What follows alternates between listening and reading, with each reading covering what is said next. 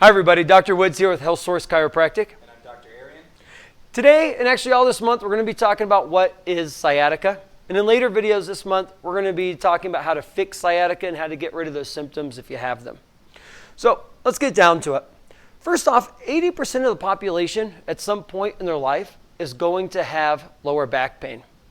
Stats also show that 40% of the population is going to have sciatica. So where is it and how does it occur? The sciatic nerve is the largest nerve in your body, and it's going to branch out from L4, L5, S1, S2, and S3.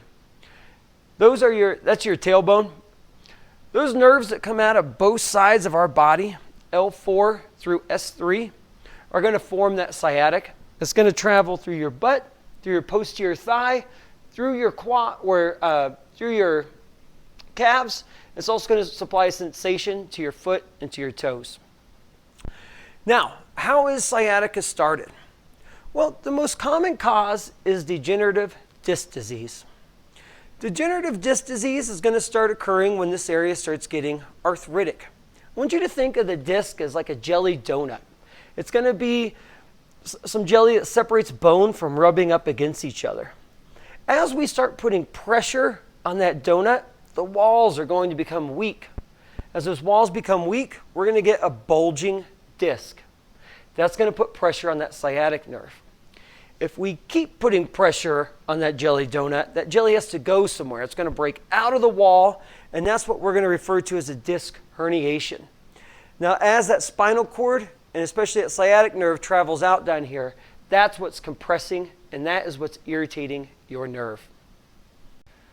All right, next we're going to be going over some of the possible symptoms that you might experience when dealing with sciatica. First and foremost, you might be experiencing constant pain. This pain you're going to be felt is usually on one side, usually felt either in the buttocks area, down into the hamstring, maybe down into the calf. Usually we find it on one side only. It's quite rare that we see it on both sides at the same time. Next, you might feel pain that is aggravated or increased when you're sitting. Might be relieved a little bit when you get up, walking around, get some movement in, but definitely will be aggravated with sitting for prolonged periods of time. Third, we might feel a certain type of pain. That type of pain is going to be more of a burning, tingling, occasionally of the electrical variety, as opposed to a deep, dull ache as if you had a muscle strain or you hurt yourself while running. Next, we might experience some forms of weakness. You might notice that you're having trouble picking the leg up or swinging the leg to get in and out of the car. Most clients experience some form of weakness during the course of working with sciatica. We could also feel a certain type of sharp pains. We might get a sharp, searing pain felt into the back of the leg that might also give us some trouble walking around. That's another very common symptom that we experience. Lastly, we're going to feel the pain radiating. Occasionally, we're going to feel the pain start in the lower back, and it's going to travel down the buttocks area, through the thigh, into the calf, and maybe even into the toes.